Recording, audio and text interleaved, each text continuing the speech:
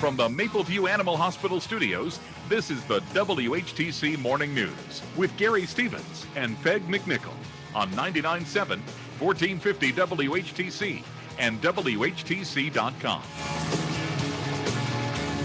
We welcome you back to the WHTC Morning News for this Thursday, January 28th. I'm Gary Stevens.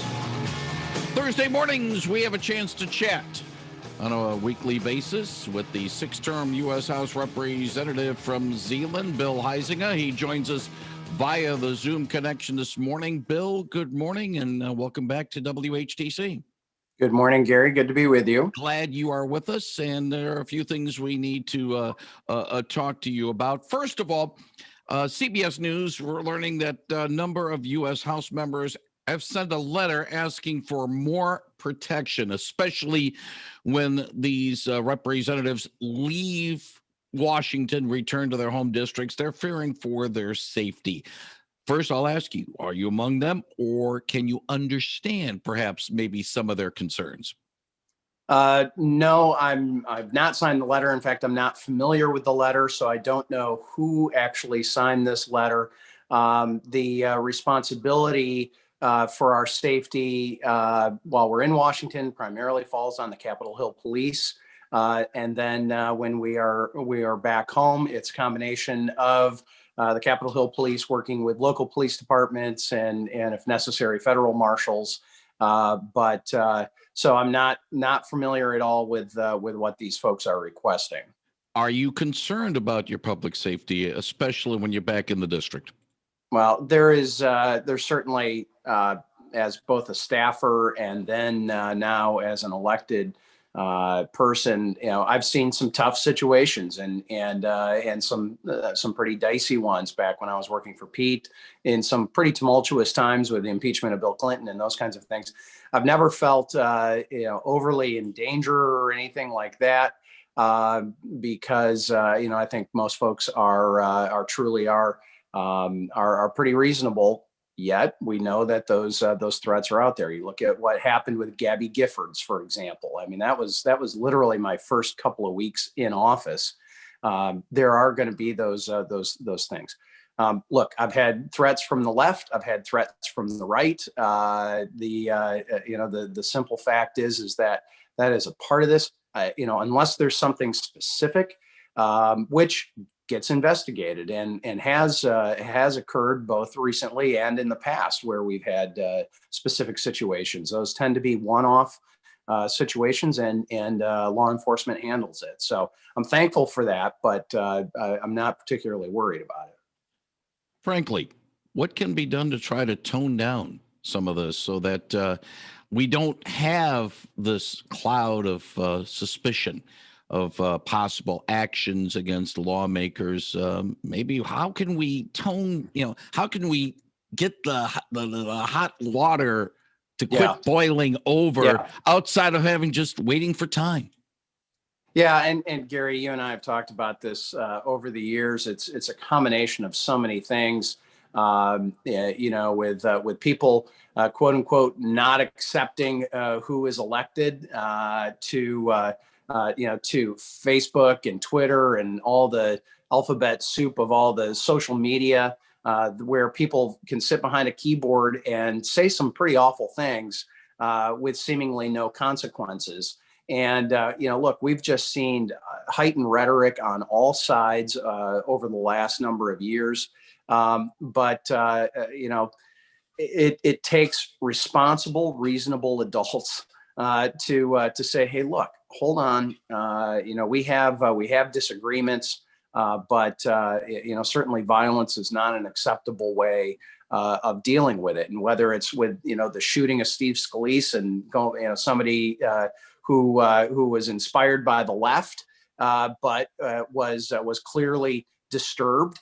Going after my colleagues there, or anybody now that's going after any of my colleagues, right, center, or left, today.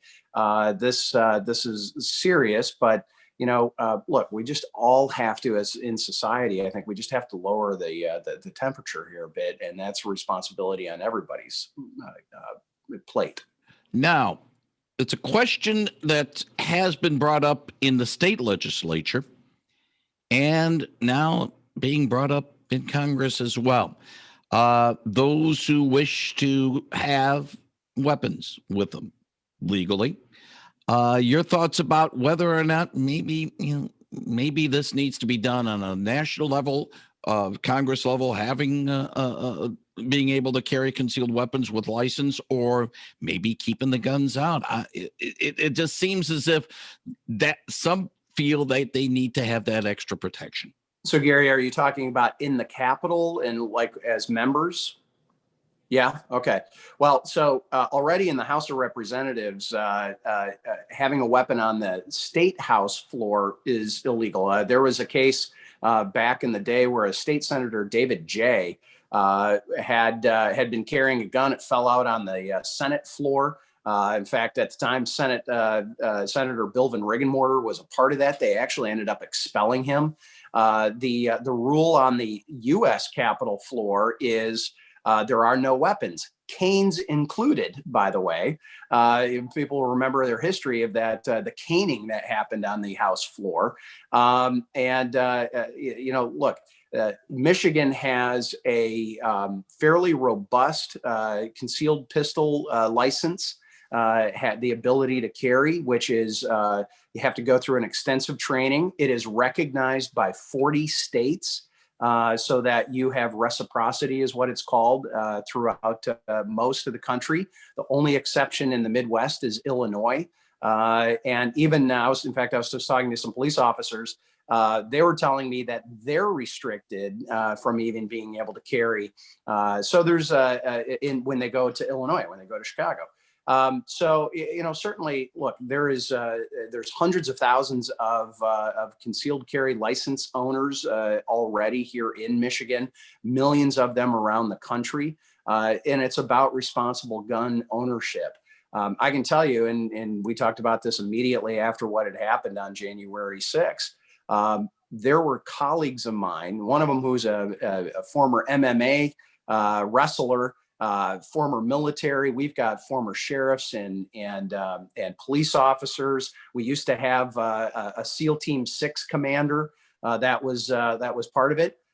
I would feel very comfortable with them being armed on the U.S. House floor, but we would need to be part of some sort of law enforcement, and go through the training and that kind of thing. So I think it is the right thing, getting back to the state capitol in Lansing. I think it is the right thing to ban weapons certainly out of the gallery and out of the state capitol, like we had seen with that demonstration. Having served for 6 years there, that is not the place to be carrying, whether it's open carry, as many of those folks have been doing, or even concealed carry, in my opinion, as far as that Capitol building.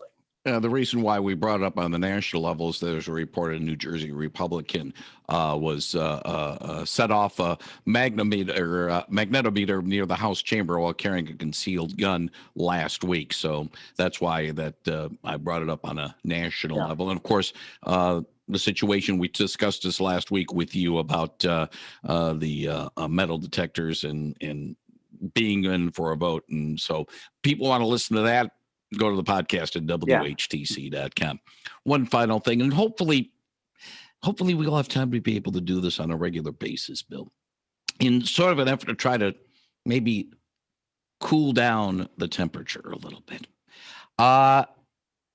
You've worked with both, you've had some bipartisan efforts to try to get things done in Washington. And so we want to get back, and we talked about this a couple of years ago, bipartisan work. If you can share a bipartisan moment most recently. I know you just started the new session of the House, but what have you been working on with your friends on the other side of the aisle to try to get some things done most recently? Yeah, probably the Great Lakes Restoration Initiative, having that signed in and working on trying to make sure that that's continued under the Biden administration. That Great Lakes Task Force that continually comes together. is certainly that.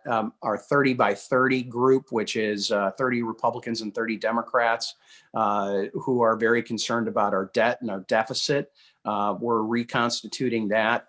I got to tell you, having almost all of the delegation, both sides of the aisle, go and meet with our men and women from the Michigan National Guard in Washington, D.C. at FedEx Field, where they had been staying during the inauguration, was kind of a special moment, and that was I think a good show for those in the Guard, that it's appreciated. Their efforts are appreciated on both sides. So, Gary, maybe one last thing, kind of with a local tie. We know that COVID and the COVID vaccine situation has been very difficult. We don't know whether it's a production issue or a distribution issue, but there have been some jam ups. This is the only medicine, vaccine, cure of any sort that is controlled by the states, including in Michigan, and they distribute it versus through the drug companies and that kind of thing. So earlier this week, I was up in Muskegon at Mercy Health looking at their COVID vaccination clinic and what was going on and discussing sort of the challenges that they're having. Later today, I'm going to be visiting Evergreen Commons. Ottawa County and Evergreen are doing it right, in my opinion. They are prioritizing our seniors and making sure that those who are most vulnerable in society are getting those vaccinations. We don't need to be doing this with school kids, right? We need to be doing this with our seniors, and it's very innovative. Congratulations to Dave Knibbe and others at Evergreen for doing that, and that ought to be something that's bipartisan that we can all get behind. He is Congressman Bill Huizenga. He joins us on Thursday mornings to talk about what's going on in Washington. Bill, thank you very much for your time. And if all goes well, let's do this again next Thursday morning. Thank you. Sounds good. Thanks, Gary. Talk to you later. Thank you very much, Bill Huizenga on 99.7 and 1450 WHTC.